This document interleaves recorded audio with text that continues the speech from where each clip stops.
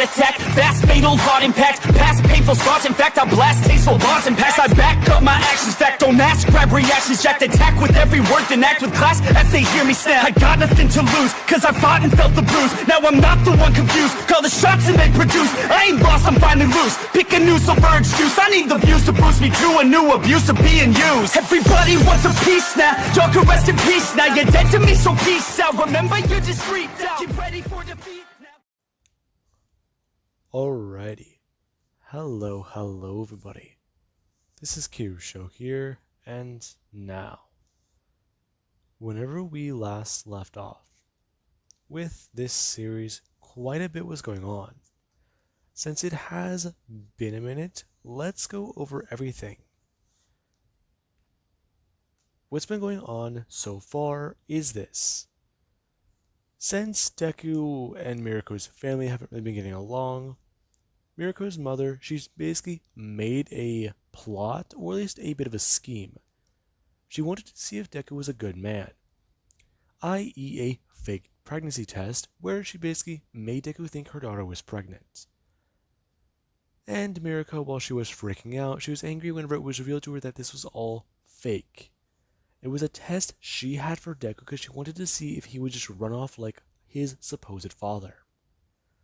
And after Deku did step up and talk about how he'd take responsibility, she did at least start to admire him a little bit more. Now, along with that being said, Mr. Yaoyorozu, he was telling Deku about a tech gala that would be going on. It's a place where the smartest individuals in the world show off their technology. Young startups such as Deku, he would have actually flourished here. You would have had people trying to pay the highest dollars to try and get their hands on the type of tech that you do see here. And right now, Deku, the pro heroes, Miruko, they're all going to be heading here because Deku, along with Mr. Yaoyorozu, believed that the people who were actually at least basically making knockoffs of Deku's tech would be trying to sell them here. Now, with that being said, Deku, he made Miruko a set of combat armor that does actually at least fit in, or at least stay incognito. It appears to dress, and Deku, he even did make a few things for himself along with many of the pro heroes who will be hiding out in this gallery. Now, that was a hefty amount of information, but let's just jump right into it. Deku, he's packed up all the technology, and him and Miruko did head off, along with the pro heroes. Deku at least informing all of them that his boss, Mr. Yaoyorozu, he's going to be heading to the island on a separate jet. And that right now they're going to be heading in front of them, or at least heading there before the gala is set up. Since Deku does want to get at least some scouting done beforehand. As you do actually have Ryuko. She does at least try to ask Miruko if she really does believe that this is a good idea. Especially with the fact that she's still, And Miruko, she does at least try to confide in her friend. She thinks that she'll be fine here. But even then, it really wouldn't take too long. It's just for the night. And even then they can head back to the city and, deal with it. Ryuko at least trying to talk to her friend about how she really does not want to hear about that.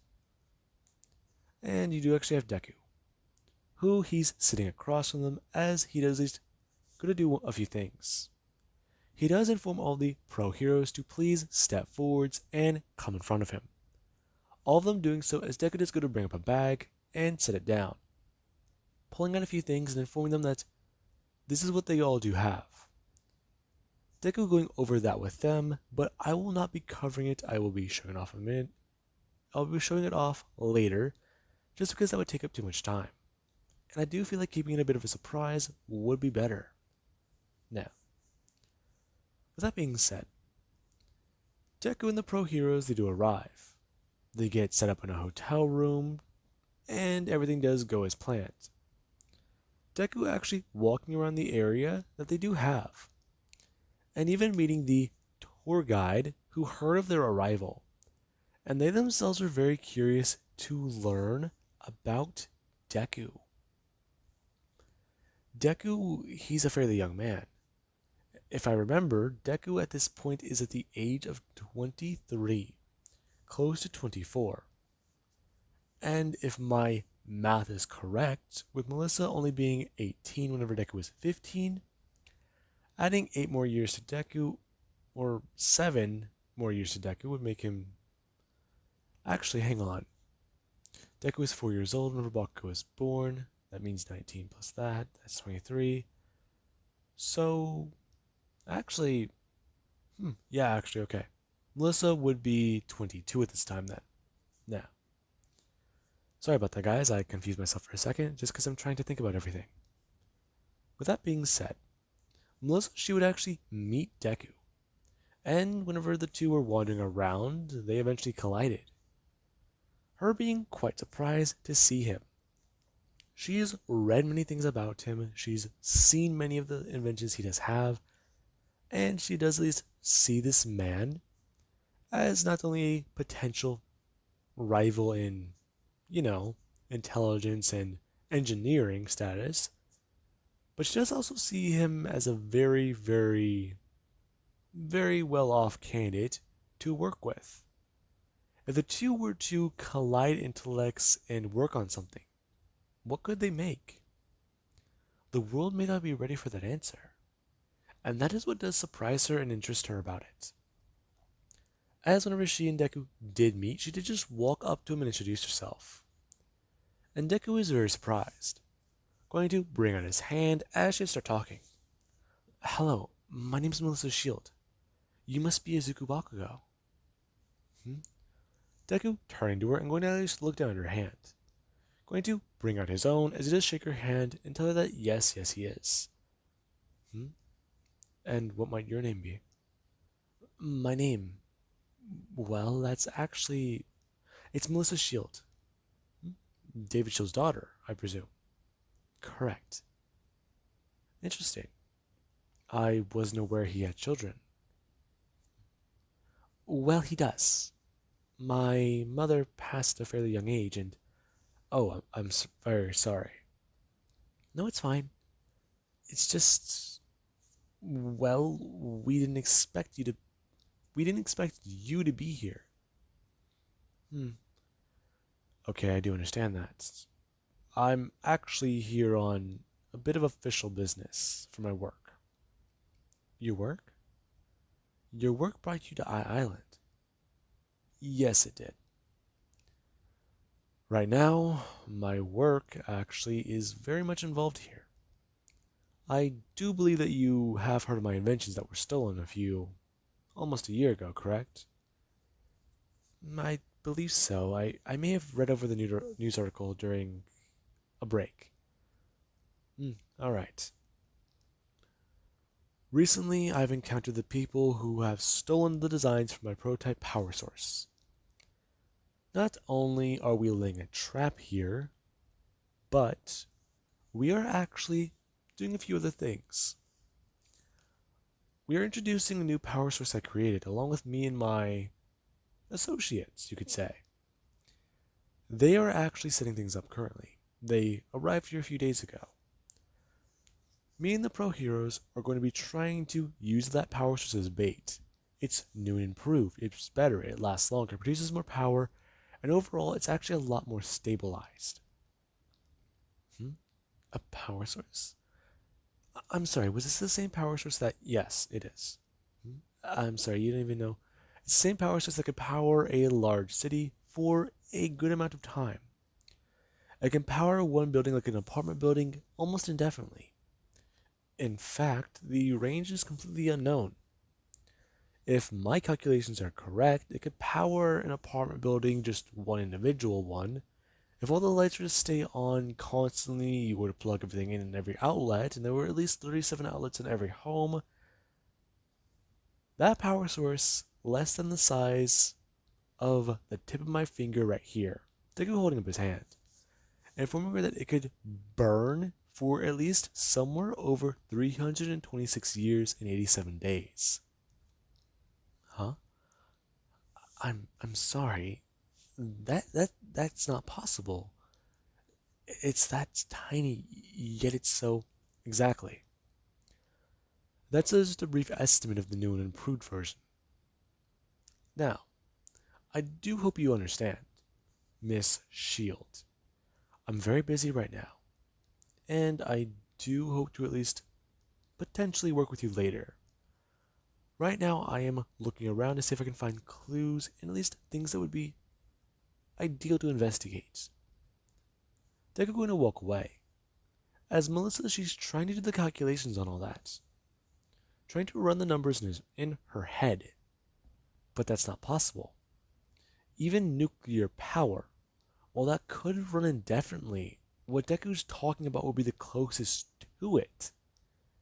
This idea, it's just, well, it sounds crazy.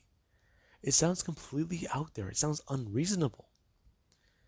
But at the same time, she can't help but just wonder. Her scientific mind, it's flowing with just questions and curiosities, things she doesn't understand. And right there in that moment, she does take an interest in Deku.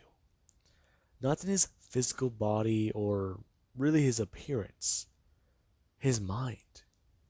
It's, well, she wishes to know the secrets it holds. Now, with that being said, while the gala and everything is set up, you do actually have later, where whenever news coverage of the gala does take place. And since there's a lot of famous tech here, there's actually a lot of famous investors. And there's even media coverage of the event. And right then and there, people they actually do at least start taking pictures of very, very famous people. There are some people here who they are well known for what they do. Some are being interviewed, and many of them they are actually acclaimed to work with hero companies. So this actually does fit with their business model. Improving the world is another way of saying you can be a hero. So really, this does at least fall within their ballpark.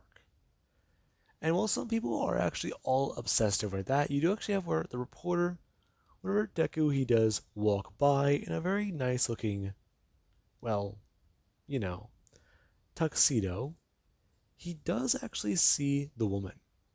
Her actually turning her head and looking right at him. As she does turn and tell the camera to look at that man. Her running up as Deku does at least have his arm around Mirko. Him holding her by her waist as the person is come running up. And they do just throw the microphone in his face asking if he's Izuku Bakugo, the famous inventor of multiple things this year, including his greatest, the synthetic as they call it arm, or the illusionist arm. Now, Deku he does look down at this woman. That's a very fancy nickname, but he does understand it. Illusion is another way of saying trick to the eyes, and the way he designed those things in particular, they're meant to be indistinguishable from the regular human model, or regular human flesh. The only way you could tell is if you pull back the covering to see the mechanical pieces underneath. And Deku does at least confirm, yes, he's a Izuku Bakugo. And this woman does start to try and berate Deku with questions, as Mirko, she does actually somewhat get annoyed. The woman, while she is actually trying to get these questions, is actually at least moving in a bit closer and closer to Deku. As whenever the woman she does at least finally have her chest touch Deku, Mirko she does immediately step forwards and go to push the woman off, informing her to please step away. Now, the woman, while she was very, very, very much interested in what Deku would have to say, along with even trying to start up her own questions, she did actually at least turn her head to Mirko. And the moment this woman did stare at Mirko for a second, get a long, hard look, she realized something very, very strange. As the woman does ask if she would happen to be Mirko. Yes, I am. Now, would you please step away from my... I'm sorry, your what? My, Deku at least looking at Mirko. And Mirko, her eyes actually somewhat just jump to him. She doesn't know what to say. it's not public knowledge that the two are dating. Even then, while media and paparazzi, they do try and get a lot of things from Mirko, she's able to keep it relatively undercover. That's what the guise of a pro hero is for. That's what the guise of the outfit and certain masks are for. And with the way her mutation is, people they don't wouldn't really notice her if you walk by her. She's not really that famous just yet. However, because of her increase in popularity lately, she has had it start to happen. And the woman, she does just stare at Mirko waiting for an answer. As Deku, he does this go to grab the woman by her hands and grab her microphone, informing this woman that this would be his girlfriend, and that the two are currently dating, and what she was meaning to say was to please step away from him, since she was getting very, very close, and right now he does not have the time to deal with her questions.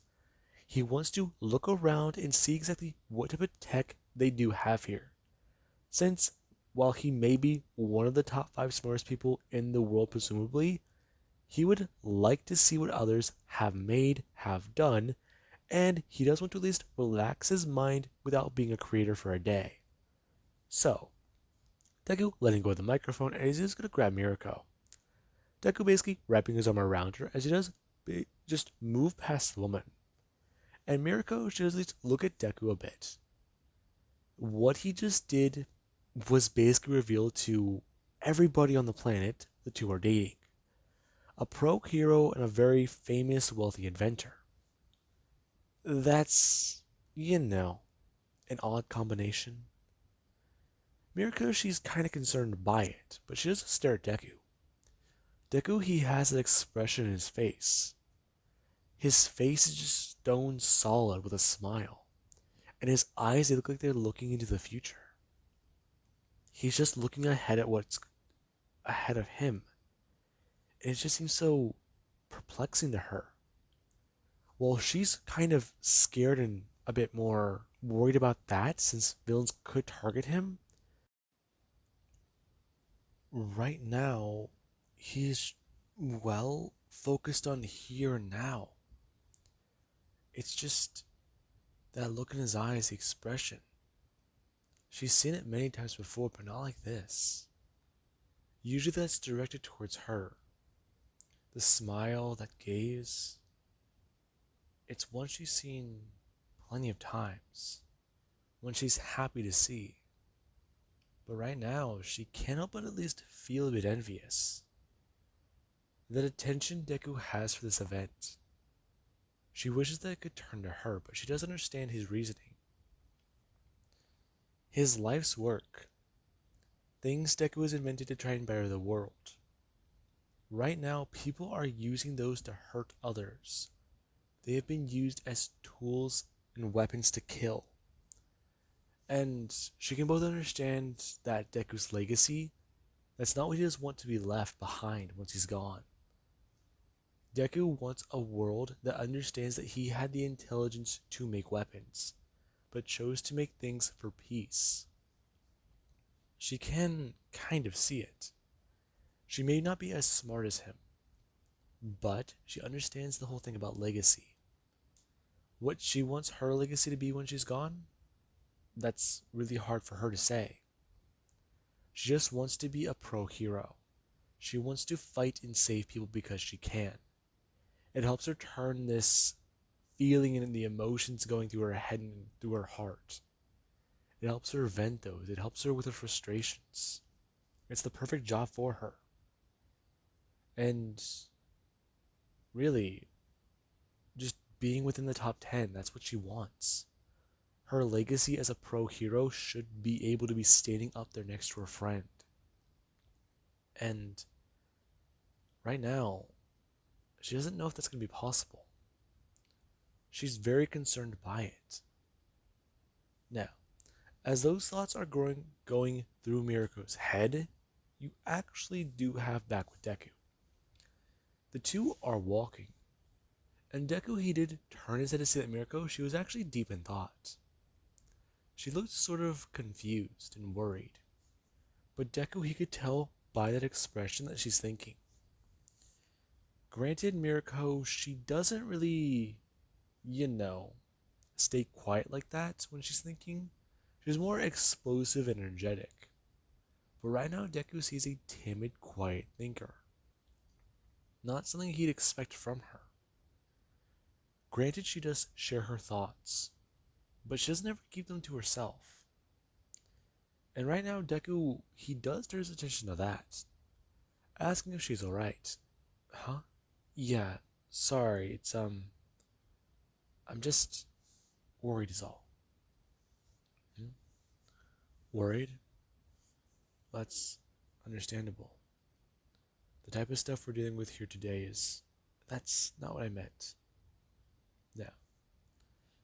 Deku, he does turn his head, bringing his hand up to his ear and going to actually press the button off on what looks to be a headphone. However, Mirko, she does just look at Deku, going to do the same as her and Deku's comms, they do turn off. And Ryuko, she did get a little bit worried. Right now she is making her way through the crowd, and she herself is actually wearing a suit. That does make her look a little less inconspicuous. She looks like one of the people who are going around this event and looking around at the technology. People, they aren't even paying a mind to her. She was very surprised by Deku's invention. This thin layer of whatever it is purely see-through, the way it bends light around her. All she does is put it to her face, and she's practically another person. You can preset it to do different things, look a different way. From what she can tell, if all hero agencies had their hands on this, covert operations would always go smoothly. Sure, fake IDs and fake names are a problem, and you can't really adjust the body, but the face, you can make it look however you want. And that does surprise her. Her passing by a mirror and looking into it, as she sees a woman with short brown hair and different color eyes, all with a different facial structure and nose. It's very confusing to her. Looking into the mirror, she doesn't look Japanese. And even then, looking further around her body to the suit she's wearing, you'd mistake her for an American. It's both confusing and kind of concerning, but at the same time very interesting. The tech that guy makes, it's beyond her understanding. Hell, this thing feels like it weighs nothing, but from what Deku explained the components in it, not only are they at least mildly durable, but they're water resistant. Along with that, the battery life on it, yeah, this thing apparently runs on batteries. So it's just kind of insane. The complex creation she's wearing practically weighs nothing. And it's practically almost as thin as paper. It's just astonishing. Her trying to go back to her comms, asking if people are in position. To which you do have multiple other pro heroes walking around, all disguised as other people. And they actually do have where Ryuko does actually try to ask Mirko and Deku about where they are. To which you do actually have whenever she is looking around. She doesn't get any feedback, but she does understand where the locations are. Her going to look down at a watch as she's going to press a button, seeing that the two are standing still and both at least not moving. This being where she's at least going to press a button on her phone, and you actually have where Deku and Mirko, they are staying there talking. Mirko, she does express her concern. The two have a personal heart-to-heart. This being where both of their watches do buzz, and Deku just goes down to look at his. Going to press a button and inform her that they're okay, as he does go back to looking at Mirko. And he does finally at least open his mouth to say something. You know, we might not understand our parents. We're both young, dumb people.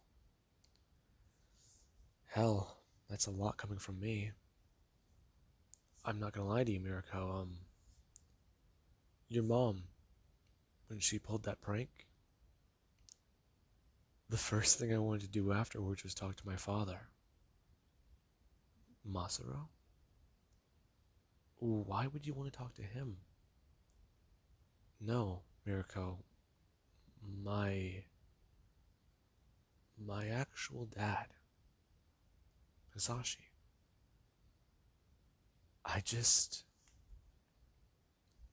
I think faster than most people. The amount of nerve endings and nerves in my brain, not only do they allow me to think faster, they allow me to process information faster.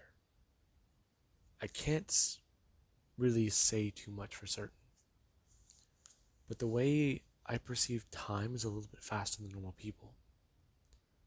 My reaction to just those words, "You were pregnant," I just, so many things flooded through my mind. I was just, felt like I got the wind knocked out of me.